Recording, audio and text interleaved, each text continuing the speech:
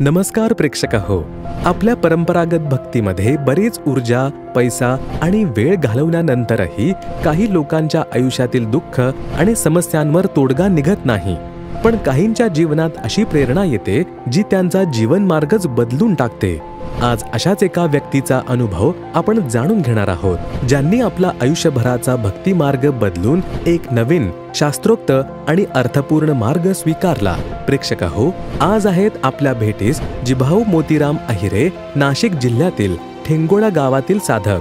वारकरी संप्रदाय, पंढरपूर वारी, त्र्यंबकेश्वर यात्रा आणि असंख्य परंपरागत विधी करूनही त्यांना समाधान सापडलं नव्हतं.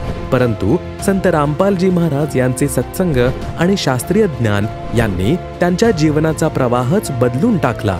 प्रेक्षक हो, संत रामपालजी महाराजांच्या नामदीक्षेनंतर जिभाऊजींना केवळ आध्यात्मिक लाभच नाही तर शारीरिक कष्टांपासून मुक्तता, आर्थिक स्थिरता आणि मानसिक शांती देखील मिळाली.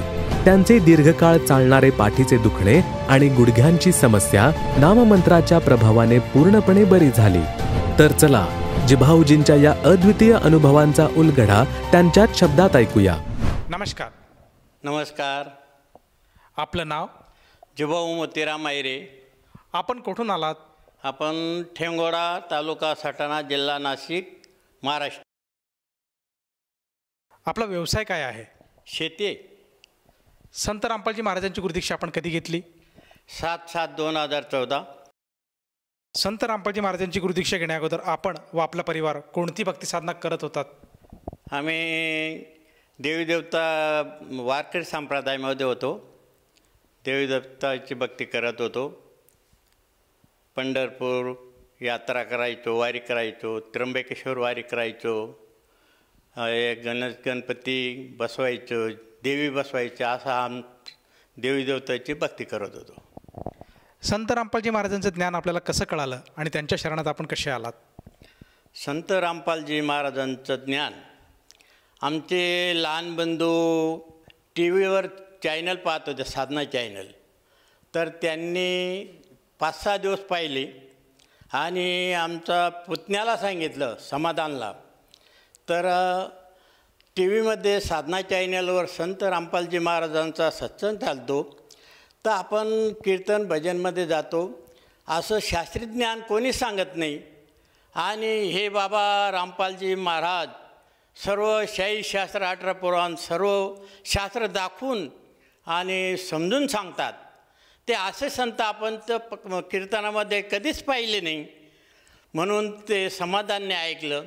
समाधानने पण टी व्ही पाहिली, त्यांनी पण 2-3 दिवस टी व्ही पाहिले. तर खरंच बुवा असं ज्ञान आपण कीर्तनाला जातो, ते असं ज्ञान कोणी सांगत नाही. तर याची आता आपण पुढचा मार्ग कसा करायला पाहिजे. मग त्यांनी फोन लावला नाशिकला. नाशिकच्या भक्तांना बोलवलं. त्यांनी आम्हाला ज्ञानचर्चा केली आणि ज्ञानचर्चा केल्यानंतर त्यांनी सांगितलं, ते उद्या आमचं तिकीट काढा, आपण परवाकडे बरवाला आश्रमाला जाऊ. मग माझे पुतणे, मग त्याने सांगितलं, बापू हे अण्णा, समाधान आणि नाना हे बरवाल्याला जाणार आहेत गुरु करायला. मग मी गव्हाचे बारात देत असल्यावर मी बोलून घेतलं आणि सांगितलं, ते भगवंत परमात्माचीच कृपा झाली, परमसंत रामपालजी महाराजांची. तर मी त्या पुतण्याला सांगितलं, तू घरी जा आणि तुझ्या मोठ्याला सांग की बाप्पू पण बरवाल्याला जाणार आहेत अण्णा त्यांच्याबरोबर. मी त्यांच्याबरोबर जायला तयार झालो आणि त्या मुलाने पण सांगितलं, ते मोठे तयारी करायला सांगितली बुवा. मग घरी गेलो, बाईने तयारी केली आणि मी पण त्या मुलाबरोबर निघालो बरवाल्याला जाण्यासाठी. आम्ही 3-4 जण नाशिकला गेलो. तिथून ट्रेनने आम्ही बरवाल्याला गेलो.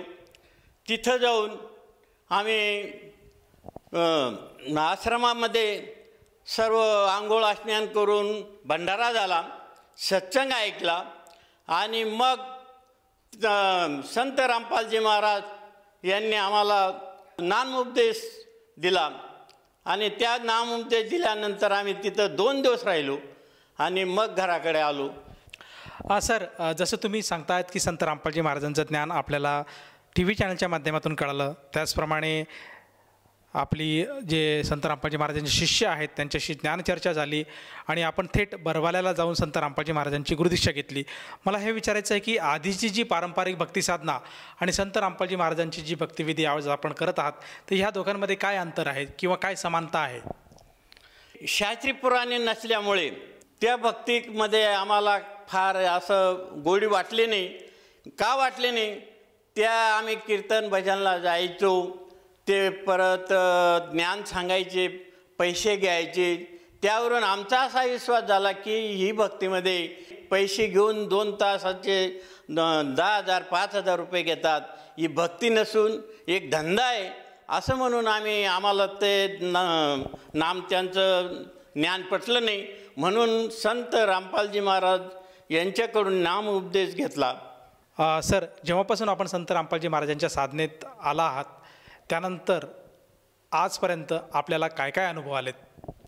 सर, पहिला मुद्दा असा आहे तर सतलोकाचा मार्ग मिळाला आणि परमसंत रामपालजी महाराज यांचं नामोपदेश शास्त्रीपुराणे भक्ती मिळाली आणि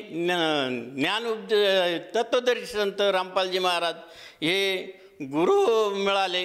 हा एक मोठा आमचा काही पूर्ण आमचं काहीतरी भाग्य असेल म्हणून एक संत मिळाले.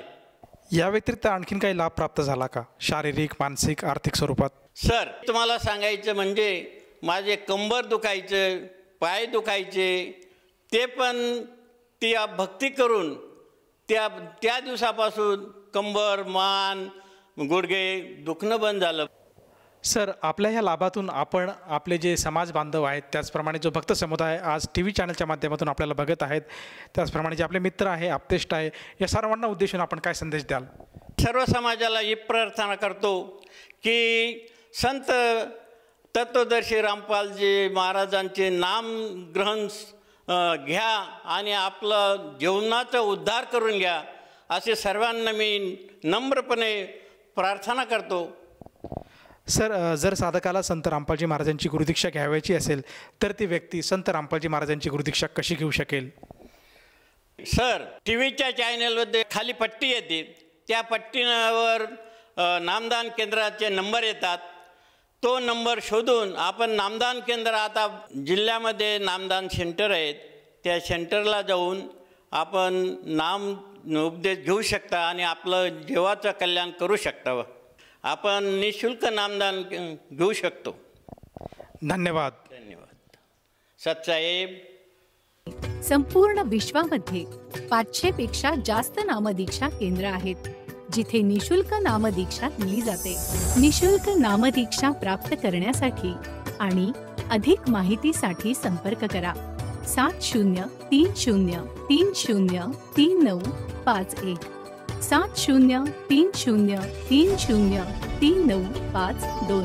अद्वितीय आध्यात्मिक ज्ञान वाचण्यासाठी, पाहण्यासाठी आणि ऐकण्यासाठी संत रामपालजी महाराज ॲप अवश्य डाउनलोड करा किंवा आमची वेबसाईट www.jagatgururampalji.org वर विजिट करा.